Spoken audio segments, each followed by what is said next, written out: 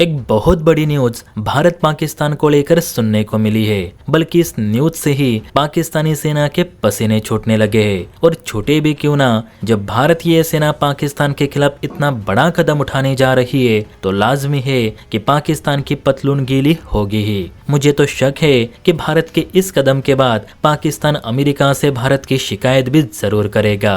तो बहुत ही बड़ी खबर है, चलिए इसे और डिटेल में समझने की कोशिश करते हैं, इसलिए वीडियो पूरी जरूर देखें। तो देखिए, बात हो रही है भारत की टैक्टिकल बैलिस्टिक मिसाइल प्रलय की, जिसकी 2 यूनिट अब सीधे पाकिस्तानी सीमा के पास तैनात होंगी। आपके जानकारी के लिए बता दूं कि हाल ही में यानी जुलाई में भारत ने प्रलय मिसाइल का सफल टेस्ट किया था, जिसमें इस मिसाइल की वॉरहेड लोड कैरिंग कैपेसिटी को परखी गई थी। वैसे प्रलय 750 किलो तक विस्फोट अपने साथ आराम से ले जा सकती है, लेकिन इस टेस्ट के बाद DRDO का कहना है कि अब प्रलय मिसाइल पूरे 1000 किलो तक कन्वेंशनल वॉरहेड अपने साथ ले जाने में सक्षम हो चुकी है। और अब योजना है कि इस मिसाइल से परमाणु हथियार भी कैरी किए जा सके।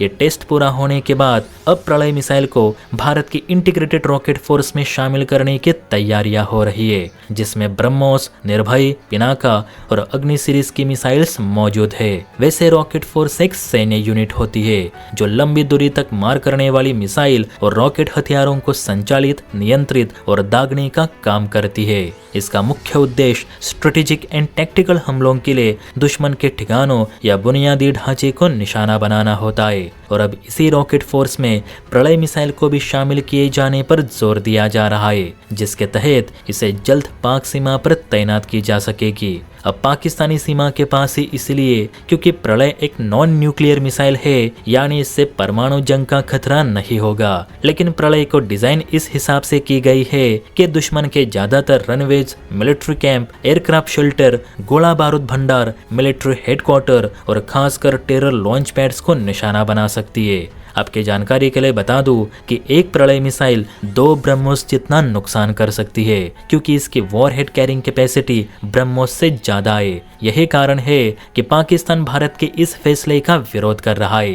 पाकिस्तानी सेना प्रमुख असीम मुनीर का कहना है कि भारत प्रलय मिसाइल को पाक सीमा के पास तैनात करके न सिर्फ पाकिस्तानी सेना को चुनौती दे रहा है, बल्कि एक नई जंग की तैयारी भी कर रहा है। ऐसे मिसाइल्स LOC पर तैनात करके भारत सीधे पाकिस्तान को ललकार रहा है, जिसे हम बर्दाश्त नहीं करेंगे। अब इसी पर भारतीय सेना का कहना है कि अगर पाकिस्तान अपनी नस्त्र परमाणु बैलिस्टिक मिसाइल POK में तैनात कर सकता है तो हम एक नॉन न्यूक्लियर मिसाइल क्यों नहीं तैनात कर सकते।